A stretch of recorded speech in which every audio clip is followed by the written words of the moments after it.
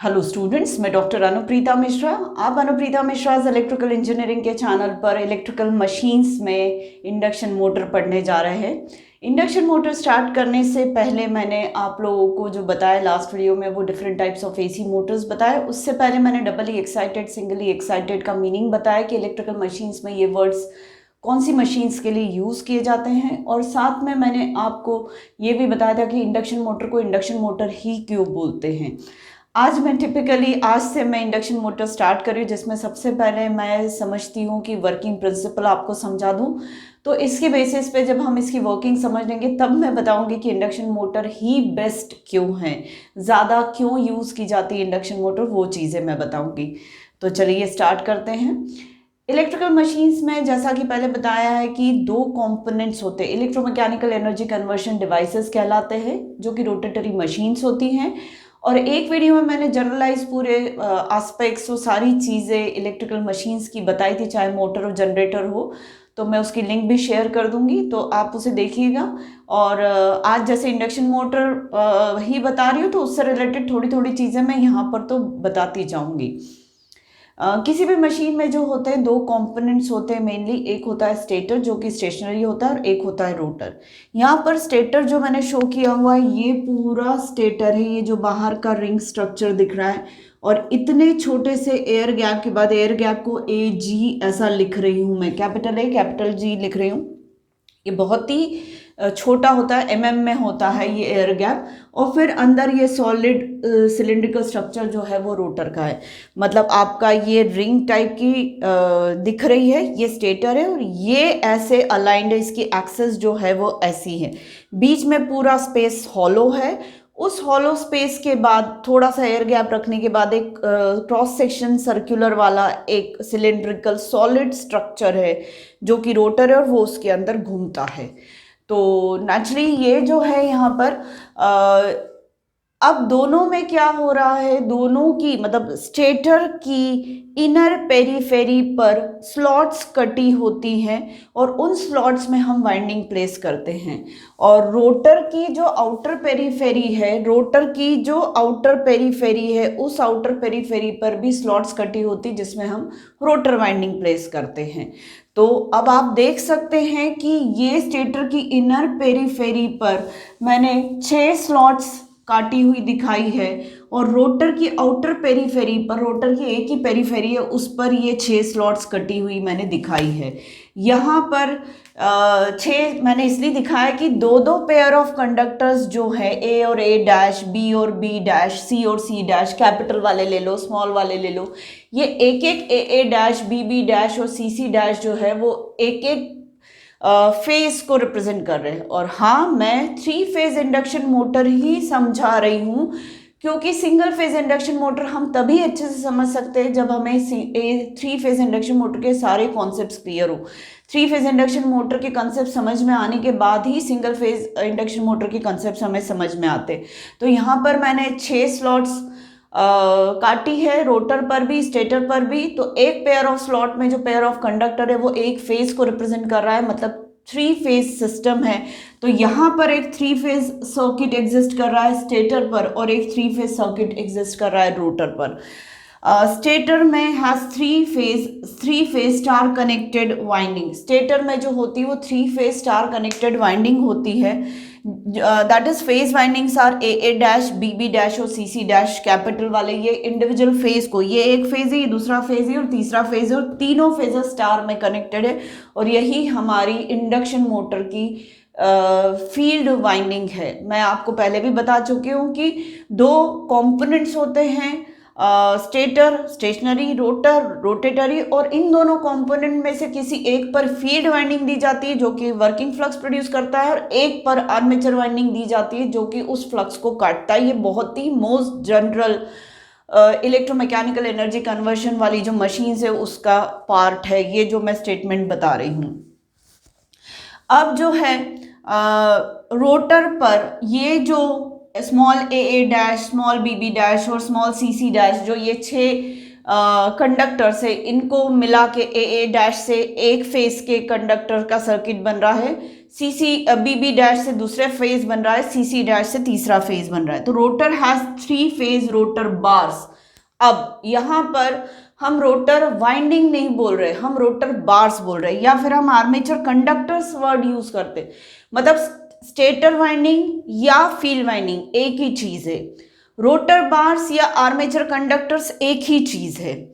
तो रोटर पर हमने क्या देकर रखा है, आर्मेचर कंडक्टर्स को देकर रखा है और एक पेयर ऑफ कंडक्टर से एक फेज बन रहा है, ऐसा हमने किया हुआ है। और ये भी किस में कनेक्टेड होते हैं, स्टार में, और ये शॉर्ट सर्किटेड होते हैं, मतलब आपस में शॉर्ट सर्किटेड होते हैं। ऐसा अभी मैं एक इलेक्ट्रिकल सर्किट अगर इसका रिप्रेजेंटेशन बनाऊं तो मैं ऐसा कह सकती हूँ कि ये जो है ये स्टेटर वाइंडिंग है, ये स्टेटर वाइंडिंग है, और ये जो है ये रोटर बार्स है।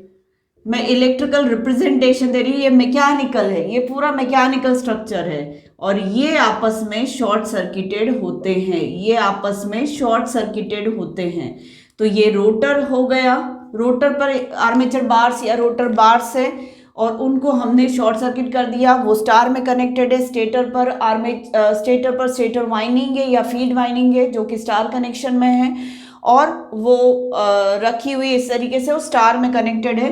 अब हम क्या कर रहे हैं कि इन स्टेटर वाइंडिंग्स को, मतलब 3 phase star connected stator winding जो कि सिंगली एक्साइटेड है, लास्ट वीडियो में मैंने बताया था कि सिंगली एक्साइटेड सिस्टम होता है इंडक्शन मोटर का, क्योंकि अगर हम यहाँ से 3 फेज सप्लाई दे रहे हैं तो वही सप्लाई मैकेनिकल एनर्जी में ट्रांसफॉर्म हो जाता है, वही उसी से इस इलेक्ट्रिकल एनर्जी से मैकेनिकल एनर्जी मिलती है, और कोई दूसरी मैकेनिकल एनर्जी या दूसरी इलेक्ट्रिकल एनर्जी यहाँ पे नहीं दी जाती। यहाँ पे दूसरा कोई नेक्स्ट एक्साइटेशन नहीं दिया जाता, सिंपल एक 3 फेज सप्लाई दिया जाता है और उसी की वजह से पूरा मैकेनिकल आउटपुट हमें मिलता है मोटर का। तो ये सिंगली एक्साइटेड है, तो वही कह रही हूँ कि it is singly excited motor, और साथ में इसको बैलेंस्ड 3 फेज सप्लाई दिया जाता है। अब ये तो इलेक्ट्रिकल रिप्रेजेंटेशन हो गया स्टेटर रोटर का, यहाँ पे मैं कुछ भी कॉन्सेंट्रिक नहीं दिखा पा रही हूँ कि कौन घूम रहा है और क्या, बस घूमने का इंडिकेशन यहाँ पर ये दे रही है कि शाफ्ट कनेक्ट कर दिया और शाफ्ट पे मैंने रिवॉल्यूशन का एरो बता दिया, और मैकेनिकल एनर्जी बाहर मिल रही तो मैं आउटपुट पे एरो बाहर की तरफ दे दिया कि मैकेनिकल एनर्जी हम ले रहे, इलेक्ट्रिकल एनर्जी दे रहे हैं, मैकेनिकल एनर्जी ले रहे। This is just an electrical representation and this is mechanical construction. Feasibility कैसी होती स्टेटर और रोटर के कॉन्सेंट्रिक होने की, एग्जिस्टेंस की, वो स्ट्रक्चर कैसा होता है, वो सारी चीज़ें मैं यहाँ बता रही हूँ। और ये उसका इलेक्ट्रिकल रिप्रेजेंटेशन है जिसमें स्टेटर वाइंडिंग को मैंने स्टार में शो कर दिया, रोटर बार्स को मैंने स्टार में शो कर दिया। रोटर बार्स को यहाँ मैं शॉर्ट सर्किटेड नहीं दिखा सकती, पर यहाँ पर हम दिखा सकते हैं कि उनके एंड कनेक्शन से एक टर्मिनल तो कनेक्ट होकर न्यूट्रल बन जाता है, दूसरा टर्मिनल शॉर्ट हो जाता है, मतलब तीनों दूसरे टर्मिनल्स को हम कनेक्ट करके शॉर्ट कर देते हैं, और यहाँ से हम 3 फेज सप्लाई दे रहे हैं। और ये जो है ये ए बी और सी ऐसे 3 टर्मिनल से, तो वो ये वाले ए बी और सी ये 3 टर्मिनल से, या आप इसको आर वाई बी भी बोल सकते हैं, no issue, R Y B भी बोल सकते हैं, कोई कंफ्यूजन हो तो। और ये जो 3 लाइन से हम 3 वोल्टेजेस दे रहे हैं, line to line V R Y, V Y B और वी बी आर, ये 3 लाइन टू लाइन वोल्टेजेस दे रहे हैं, तो ये 3 फेज बैलेंस सप्लाई है, ये 3 फेज बैलेंस्ड सप्लाई हम दे रहे हैं। अब 3 फेज बैलेंस सप्लाई वोल्टेज जो हम दे रहे हैं उसकी वजह से ये जो स्टेटर वाइंडिंग से ए डैश बी बी डैश और सी सी डैश तीनों आइडेंटिकल है, तीनों में जो कंडक्टर्स यूज हो रहे हैं वो सेम है, तो तीनों के पाथ का इम्पिडेंस कैसा होगा, सेम होगा। तो तीनों में जब 3 बैलेंस्ड सप्लाई वोल्टेज दे रहे हैं तो तीनों में जो करंट बहने लगेगा उस वोल्टेज की वजह से वो सेम होगा। तो 3 फेज बैलेंस करंट्स मिलेंगे हमको 3 इन वोल्टेजेस की वजह से, किसमें, स्टार कनेक्टेड सर्किट में, स्टेटर वाइंडिंग में। अब मैं इसको स्टेटर वाइंडिंग भी बोल रही हूँ, फील्ड वाइंडिंग भी बोल सकती हूँ, कुछ भी बोल सकती हूँ। तो स्टार कनेक्टेड स्टेटर वाइंडिंग या फील्ड वाइंडिंग में हमें 3 करंट्स मिलेंगे। अब क्या होगा, जब भी किसी कंडक्टर से चाहे एसी करंट बहे या डीसी करंट बहे उसके चारों तरफ फ्लक्स प्रोड्यूस हो जाता है। तो अब ये जो 3 कंडक्टर्स, 3 ये वाइंडिंग्स है, ए डैश में ऐसे भी दिखा सकती हूँ बेटा, ए डैश, बी डैश बी और सी डैश, ऐसे 3, मतलब ये ए डैश है, ये बी डैश है और ये सी डैश है।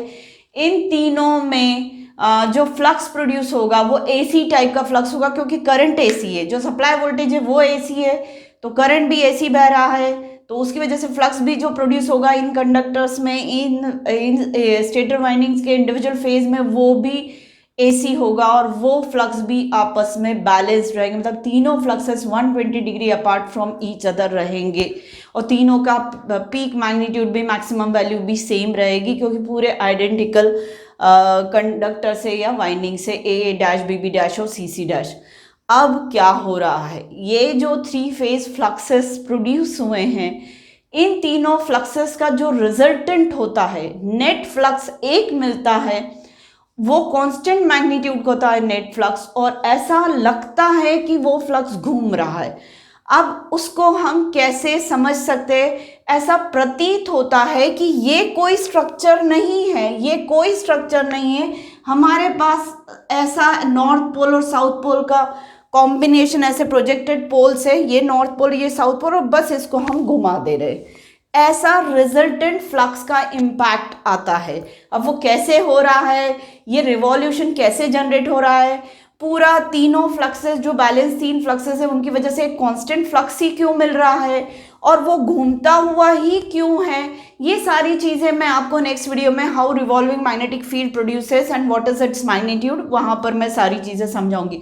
अभी तो मैं आपको वर्किंग प्रिंसिपल बता रही हूँ 3 फेज इंडक्शन मोटर का, तो आपको यहाँ पर इतना बता दे रही हूँ कि 3 बैलेंस सप्लाई वाले वोल्टेजेस है, तो इन वाइंडिंग्स में से 3 बैलेंस्ड करंट्स बहने लगते हैं 120 degree apart from each other. In 3 balanced currents की वजह से तीनों वाइंडिंग्स में 3 फ्लक्सेस आ जाते हैं, वो जो आपस में बैलेंस रहते हैं, 120 degree apart from each other होते हैं, और उनके peak magnitude maximum value same होती है। और उसके बाद फिर क्या होता है, इन तीनों का जो नेट होगा इम्पैक्ट, वो एक सिंगल फ्लक्स जैसा होता है, और ऐसा लगता है कि वो घूम रहा है। और उस घूमने के फिनोमेना को मैं यहाँ पर फिजिकली समझाने की कोशिश कर रही हूँ, कि जैसे कि स्टेटर में मेरे पास कोई 3 वाइंडिंग नहीं, जैसे कि मेरे पास यहाँ पे नॉर्थ और साउथ पोल है, और मैं इनको घुमा दे रही हूँ, ये नॉर्थ और साउथ पोल मेरे जो है वो घूम रहे। माना कि स्टेटर स्ट्रक्चर फिक्स है, और ये नॉर्थ और साउथ पोल जो है वो अंदर पेरीफेरी पर, स्टेटर की पेरीफेरी पर घूम रहे, बी रिंग्स लगी हुए, कुछ भी आप समझ सकते हो, मैकेनिकल जैसा उसके एग्जिस्टेंस को फील कर सकते हो, रियलाइज कर सकते हो, पर ऐसा एक्चुअली नहीं है बेटा। ये नॉर्थ पोल और साउथ पोल ऐसा लग रहा है कि घूम रहे हैं, पर एक्चुअली वहां पर 3 फेज वाइंडिंग है, फील्ड वाइंडिंग है, जो कि स्टेशनरी अपनी जगह पे फिक्स है, पर नेट इम्पैक्ट इलेक्ट्रिकल वाला ऐसा आ रहा है कि जैसे कि नॉर्थ और साउथ पोल क्या हो रहे हैं, घूम रहे कंटिन्यूसली। अब क्या हो रहा है, ये नॉर्थ और साउथ पोल अगर कंटिन्यूसली घूम रहे, तो बीच का जो रोटर है और उसमें जो स्लॉट्स कटी हुई है, उसमें जो कंडक्टर्स रखे हुए हैं, ये AA dash BB dash CC dash, ये कंडक्टर्स जो है वो rate of change of flux के इम्पैक्ट में आते हैं, मतलब इन कंडक्टर्स के रिस्पेक्ट में rate of change of flux d∅dt exist करता है। और हाँ, ये जो नॉर्थ पोल और साउथ पोल घूम रहे हैं, इनके जो घूमने की स्पीड होती है वो 120 F/p होती है, इसे सिंक्रोनस स्पीड कहा जाता है। ये भी कैसे आई, कि इतनी ही क्यों है, सारी बात करेंगे बेटा। तो hence d∅dt exist with respect to these rotor bars. ये जो रोटर बार्स है जो ऐसे रखे हुए हैं 6 रोटर बार्स, इन रोटर बार्स में rate of change of flux exist करेगा, मतलब ये रोटर बार्स फ्लक्स को काटेंगे, घूमते हुए फ्लक्स को काट रहे हैं, वो खुद नहीं घूम रहे, रोटर नहीं घूम रहा है, अभी रोटर स्टेशनरी है। अभी तो सिर्फ इम्पैक्ट क्या है कि स्टेटर से जो हमने सप्लाई दिया था उसकी वजह से ऐसा लग रहा है कि नॉर्थ पोल ऊपर है, साउथ पोल नीचे, और घूम रहे लगातार। तो अब बीच के जो 6 कंडक्टर्स है, small A dash B dash और CC डैश, वो इम्पैक्ट में आ रहे rate of change of flux के।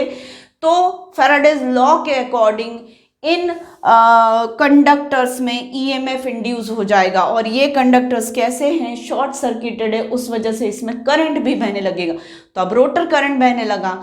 अब हाँ, ये सारे कंडक्टर्स का जो प्लेसमेंट है वो आपस में 120 डिग्री अपार्ट है, मैकेनिकली ये कंडक्टर्स में, मतलब A डैश कंडक्टर ऐसे हैं, B डैश कंडक्टर ऐसे हैं, फिर CC डैश कंडक्टर ऐसे हैं, ऐसे CC डैश, तो सब मैकेनिकली भी 120 डिग्री के फेज डिफरेंस पर रखे हुए हैं, एंगल डिफरेंस पर रखे हुए हैं। तो इनमें जो फ्लक्स की वजह से इम्पैक्ट क्रिएट होगा वो भी 3 फेज करंट्स इसमें डेवलप हो जाएंगे। मतलब फ्लक्स ने काटा rate of change of her conductor में, तो हर कंडक्टर में ईएमएफ इंड्यूस हुआ, सर्किट कंप्लीट है, तो करंट बहने लगा। इनमें करंट बहने लगा तो हर फेज का करंट दूसरे फेज से 120 डिग्री अपार्ट होगा इलेक्ट्रिकली, क्योंकि मैकेनिकली प्लेसमेंट भी इन कंडक्टर्स का 120 डिग्री पर करके रखा हुआ है हमने।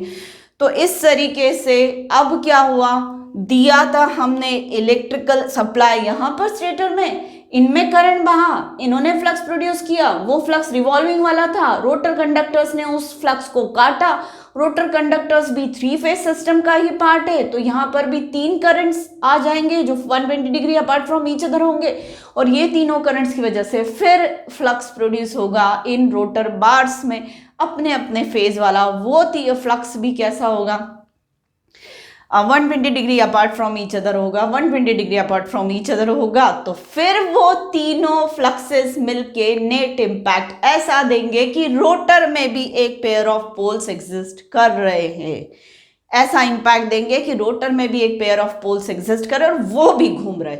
अब क्या हुआ, ये रोटर बार्स जो है वो 2 फ्लक्सेस के इफेक्ट में आ गए। एक फील्ड फ्लक्स जो इसकी वजह से फ्लक्स काट रहा है, और एक इनमें से बहने वाले करंट्स की वजह से फ्लक्स आया। मतलब एक स्टेटर फ्लक्स है और एक रोटर फ्लक्स है। और मैंने पहले ही बताया था आपको कि मोटर में टॉर्क जनरेशन के लिए 2 फ्लक्सेस का इंटरेक्शन होना बहुत ज़रूरी है। तो यहाँ पर दूसरा फ्लक्स जो आ जाता है सामने वो रोटर फ्लक्स है, और स्टेटर फ्लक्स और रोटर फ्लक्स एक दूसरे से इंटरेक्ट करते हैं, फोर्स जनरेट होते हैं पैरेलल फोर्सेस, और उसकी वजह से रोटर पर टॉर्क लगता है और उसकी वजह से रोटर घूमना शुरू हो जाता है।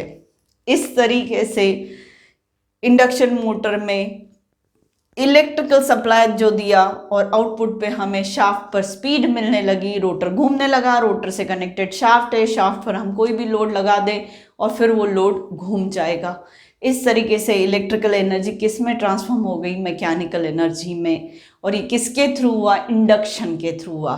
इसने फ्लक्स प्रोड्यूस किया, वो फ्लक्स ने इसको काटा, दोनों के बीच में कोई इलेक्ट्रिकल कनेक्शन नहीं है। इंडक्शन के कारण यहाँ से यहाँ पर एनर्जी ट्रांसमिट हुई, इसलिए इंडक्शन मोटर को रोटेटरी ट्रांसफॉर्मर भी बोला जाता है। ये प्राइमरी वाइंडिंग है और ये सेकेंडरी वाइंडिंग है। पर रोटेटरी ट्रांसफॉर्मर इसलिए बोला जाता है क्योंकि ये घूम रहा है रोटर, इसलिए। तो ये इंडक्शन के थ्रू सिंगली एक्साइटेड सिस्टम में energy, electrical energy mechanical energy में ट्रांसफॉर्म हुई और मोटर के आउटपुट पे हमें मैकेनिकल एनर्जी मिलने लगी।